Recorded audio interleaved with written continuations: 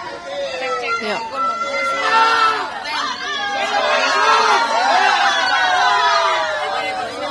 Bang, boleh depan sini, Bang. Depan sini, Bang. Depan sini, Bang. Saya diberikan pertanyaan yang sangat banyak ya. 97 pertanyaan dengan pasal-pasal 310, 311 berkaitan dengan pencemaran nama baik dan fitnah, dan 6 pasal berkaitan dengan ITE. Jadi ini memang pasalnya panjang, banyak sekali, melebihi pasal-pasal bahkan untuk koruptor, ya kan. Saya tadi ditanyakan sejumlah pertanyaan yang berkaitan dengan metode-metode ilmiah yang saya kaji, tetapi ada sejumlah jawaban, sejumlah pertanyaan yang saya tidak berkenan untuk saya jawab, ya karena itu berkaitan nanti dengan hal-hal teknis, bagaimana saya mengkaji secara ilmiah apa yang saya teliti berkaitan dengan ijazah, lembar pengesahan Pak Joko Widodo yang kami dapatkan langsung dari UGM maupun dari ijazah yang diupload oleh saudara Dian Sandi, ya itu. Berarti hari ini dipanggil sebagai terundang, memenuhi undangan klarifikasi, ya. Belum terlapor. Klarifikasi tentang berkaitan dengan pelaporan oleh Pak Joko Widodo, ya, pada tanggal 30 April, ya, Pak. 30 April 2025. 97. Ya, naik ya. Tadinya 70, naik 97. 97 totalnya ya, pertanyaan. Banyak sekali. Iya. Iya. Ya, terkait dengan akun X saya juga, ya, akun X @sianiparismon dan akun diskusi saya dengan Pak Roy Suryo di Diskursus, ya, di Diskursus.net. Berikut juga dengan sejumlah video saya di akun saya di Balige, akun YouTube Balige Academy, di mana saya mengkaji, menganalisa lembar pengesahan dan skripsi, lembar pengesahan skripsi dari Pak Joko Widodo, ya, terkait dengan algoritma yang saya gunakan, metode-metode, ya. Jadi saya ya terangkan sedikit yang dibutuhkan gitu, Pak.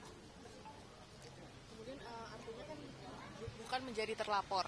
Nah, ini sebenarnya terlapornya ini siapa, sudah diungkap apa belum dari penyidik Polda Metro Jaya?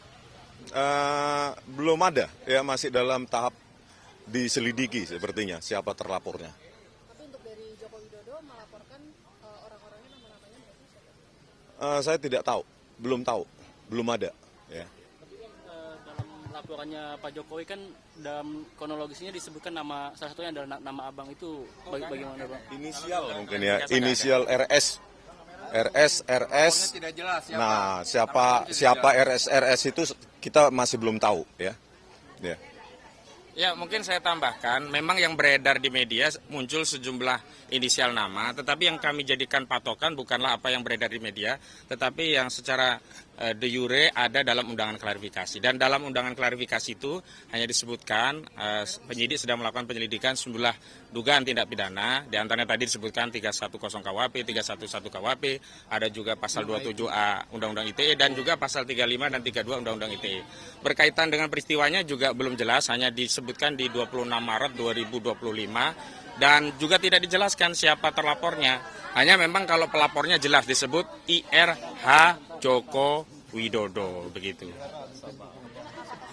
Undangan lainnya setelah ini dari untuk mengklarifikasi dari laporan itu? Oh, kami pikir cukup ya, karena ini kan sifatnya undangan klarifikasi, bukan panggilan polisi. Sehingga kalau apa yang diminta untuk diklarifikasi sudah dijelaskan dan dalam batasan-batasan yang kami anggap cukup untuk memberikan klarifikasi, ya sudah. Karena kami menilai memang tidak ada perkara pidana di sini. Ini adalah perkara di mana klien kami seorang ilmuwan menggunakan metode ilmu yang dikuasai, Pak Rismon dalam hal ini, memberikan pandangan-pandangan yang sifatnya saintifik. Dan itu juga yang dilakukan oleh Pak Roy, juga Dr. Tifa, sehingga saya kira sekali klien kami diklarifikasi ya cukup sudah, nggak ada lagi yang perlu diklarifikasi.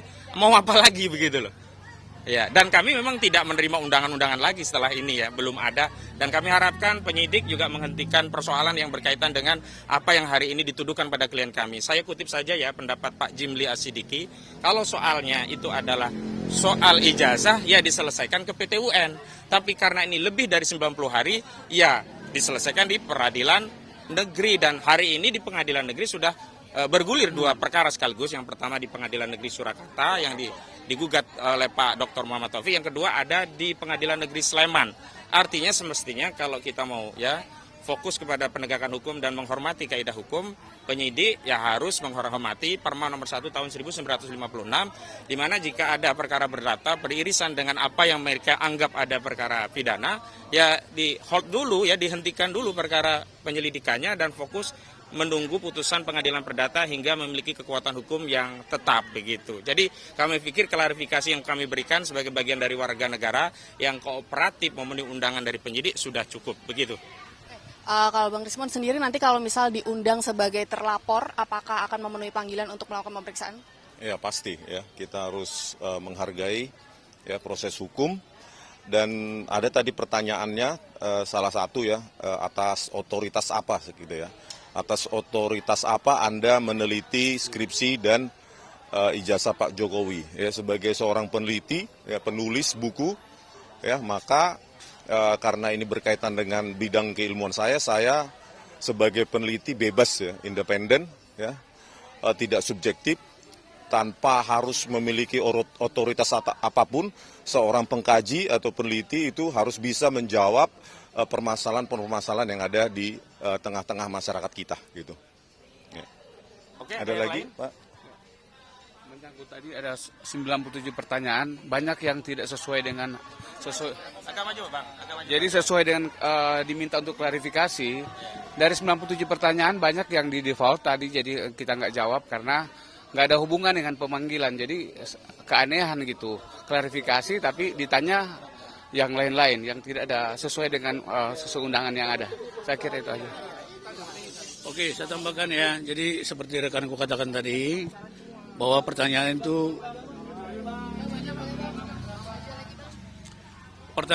seperti disampaikan oleh rekanku tadi 97. Dari pagi sampai sekarang hampir seharian kita di dalam.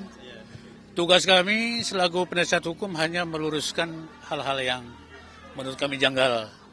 Di antaranya cara menjawab dari klien kita Rismon seperti apa. Ya kita jawab secara hukum juga. Jadi tidak terlalu melantur kemana-mana gitu loh. Ya, contoh tadi yang kita soroti memang pasal yang kita dengar selama ini kan laporan dari pelapor, aduan dari pelapor itu pasal 310, 311. Tapi begitu kita cek tadi di dalam ada mengembang ke pasal 35, pasal 32, pasal 27A, itu yungto semua.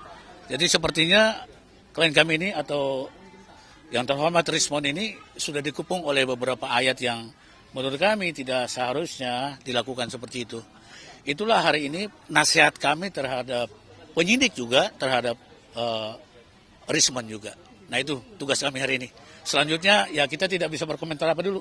Kita tidak bisa praduga, apakah seperti tadi kan, apakah ada panggilan seharusnya? Ya kita tidak tahu. Hari ini jangan lupa klarifikasi. Jadi hanya klarifikasi. Ada pertanyaan kepada klien kita Rismon, ya diklarifikasi. Kalau nggak benar ya kita katakan tidak benar. Contoh kan awalnya kan video 28 April 26 itu. Itu tidak berhubungan dengan klien kami ini. Bahkan klien kami ini Rismon, Tipa dan Roy itu ada di Jogja. Nah, jadi kita kalau bersumber dari itu sebenarnya semua pertanyaan itu tidak perlu dijawab. Nah, itu kasarnya begitu.